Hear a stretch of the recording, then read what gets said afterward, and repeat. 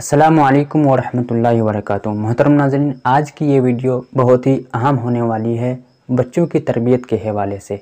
बच्चों की तरबियत के हवाले से अहम किरदार वालिदैन है, जिसे हम अबाबिल परिंदे की इस वाक़ये से समझने की कोशिश करेंगे।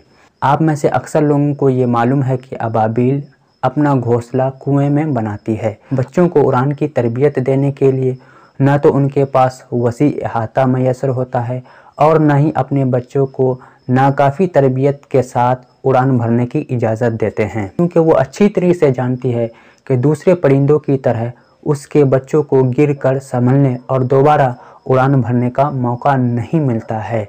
अगर उसकी पहली उड़ान नाकामी हुई तो उसका नतीजा मौत है। बच्चों को इस दर्दनाक मौत से बचाने के लिए अबाबिल तरबियत की ये मुशक्क़तें खुद अपनी ज़ात पर करती हैं। बच्चों की विलादत से कबल जो अबाबिल दिन में 25 उड़ानें भरती थीं, बच्चों की विलादत के बाद अपनी उड़ानों की तादाद 3 गुना बढ़ाकर 75 कर देती हैं और यूं एक मुकम्मल दिन में दोनों वालिदैन 150 उड़ानें भरती हैं, जिससे बच्चों के दिल में ये अकीदा रासिख किया जाता है कि यहाँ से उड़कर सीधा बाहर जाना है।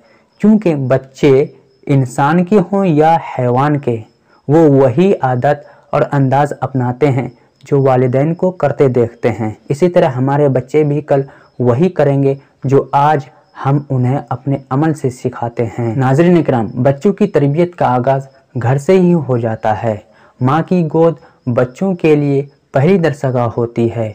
बच्चों को स्कूल, कॉलेज, मदरसा भेजकर आप उसकी तरबियत से बड़ी ज़िम्मा नहीं हो सकते हैं। उसे नमाजी, परहेज़गार, सच्चा और अच्छा इंसान बना नहीं सकते हैं। अगर हमें अपने बच्चों को नमाजी बनाना है तो उसके लिए सख्ती करना, ज़बरदस्ती मस्जिद भेजना काफ़ी नहीं है, बल्कि हमें नमाज पढ़कर दिखाना है कि उनके लिए एक मिसाल बनना है कि नमाज हर काम से पहले ज़रूरी है। अस्सलामु अलैकुम वरहमतुल्लाहि वबरकातुहू।